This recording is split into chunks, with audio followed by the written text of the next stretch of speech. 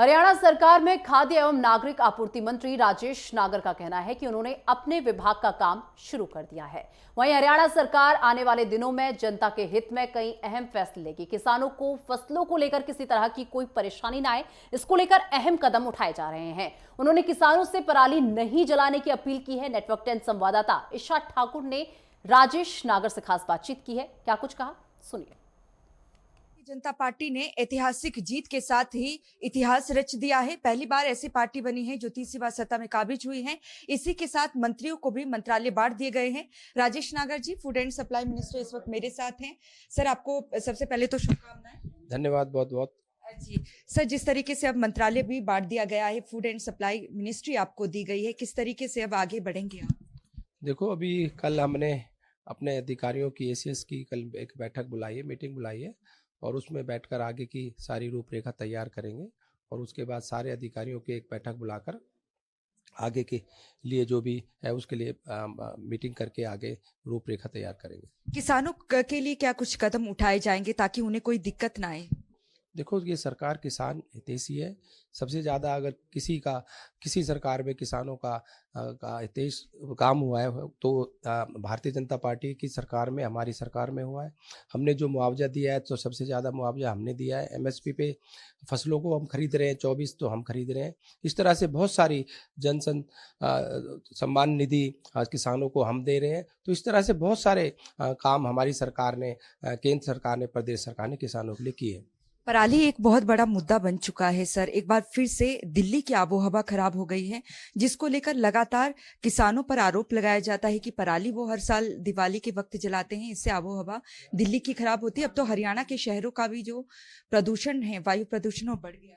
देखो, इसकी रोकथाम होनी चाहिए। प्रदूषण जो है सबके लिए हानिकारक है, चाहे कोई भी है।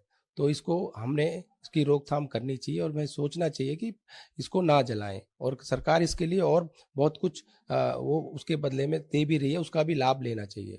अभी भी सर, जिस तरीके से ऐतिहासिक जीत बीजेपी ने दर्ज की है, लगातार तीसरी बार सत्ता में काबिज बनी हुई है, पहली ऐसी पार्टी है जिसने इतिहास रचा है। लेकिन भूपेंद्र सिंह हुड्डा अभी भी कह रहे हैं कि अगर चुनाव आयोग हमारी बात नहीं सुनेगा तो हम सीधा कोर्ट जाएंगे, क्योंकि धांधली अभी भी कहा जा रहा है कि हुई है। देखो, ये इस तरह के जो आरोप ये पहले से लगाते आए हैं, और जब भी कोई ऐसे बात आती चुनाव, अगर ये लोग जीत जाते हैं तो जब तो ये कोई आरोप लगाते नहीं है। जब भारतीय जनता पार्टी जीतती है तो ये आरोप लगाते हैं। तो इनका ये पुराना एक राग है, जो ये जब चुनाव ये हार जाते हैं तो उसको लापते रहते हैं।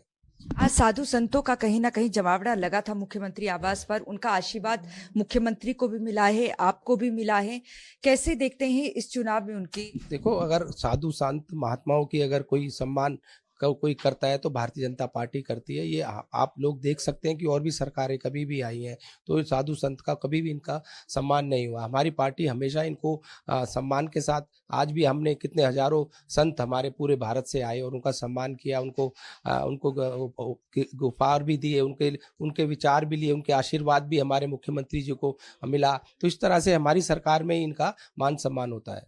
दीपावली आने वाली है सर, दर्शकों को साथ साथ हरियाणा की जनता को क्या कहना चाहेंगे, और कोई बड़ी कदम, बड़े फैसले क्या सरकार ले सकती?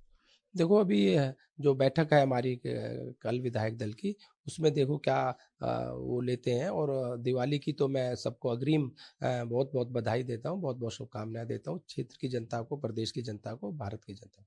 राजेश नागर जी को आपने सुना, जो कि फूड एंड सप्लाई मिनिस्टर हैं।